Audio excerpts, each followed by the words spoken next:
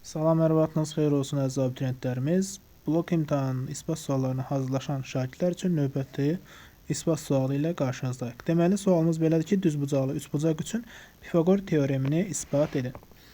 Gəlin əvvəlcə biz düzbucaqlı üçbucaq çəkək. Düzbucaqlı üçbucaqda ABC olaraq qeyd eləyək. B bucağına 90 dərəcə götürək. Əlavə olaraq B təpə nöqtəsindən AC hipotenuza H hündürlüyü çəkək.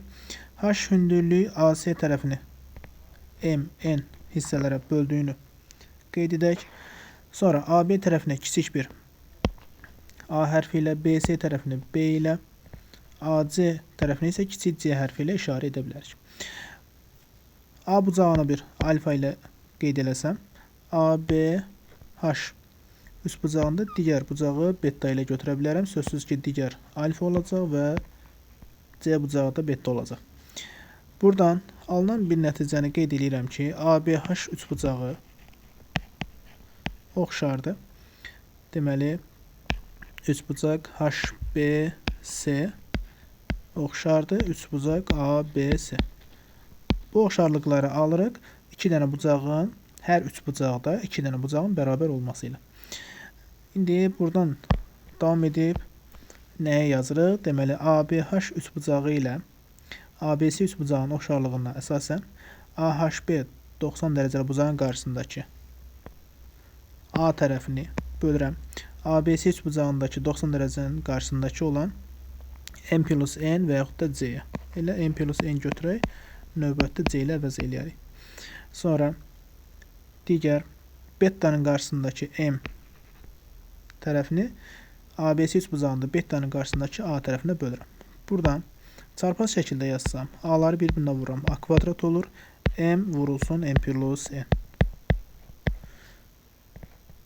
Sözsüz ki, A kvadrat bərabərdir. M vurulsun. M plus N ifadəsini C ilə işarələdiyimə görə M vurulsun C şəklində yaza bilərəm. Keçək digərinə. Bu birinci olsun.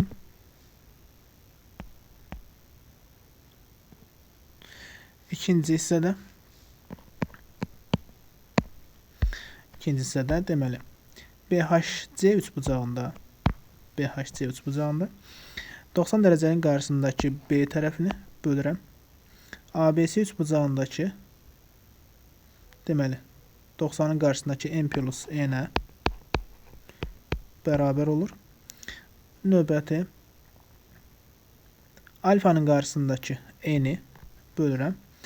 ABC üçbucağında alfanın qarşısındakı B tərəfinə. Buradan da çarpaz şəkildə hasillərini tapsaq, olacaq B kvadrat bərabərdir. N vurulsun M plus N. Yenə də M plus N ifadəsinin yerinə N vurulsun C ifadəsini yazmaq mümkündür. Buradakı iki ifadəni toplasaq, yəni A-nın kvadratı üzərinə B-nin kvadratını əlavə etsəm, sağ tərəfdə A-nın kvadratı ifadəsinin yerinə M vurulsun C yaza bilərəm. B kvadrat ifadəsinin yerinə N vurulsun C yaza bilərəm. Sonra A kvadrat plus B kvadrat bərabər olacaq. C ifadəsini orta vuru olaraq qarşıya çıxarsam M plus N alınır. Sözsüz ki, yenə də M plus N-in yerinə C-nin qiymətini yazsam, C vur C olacaq C-nin kvadratı.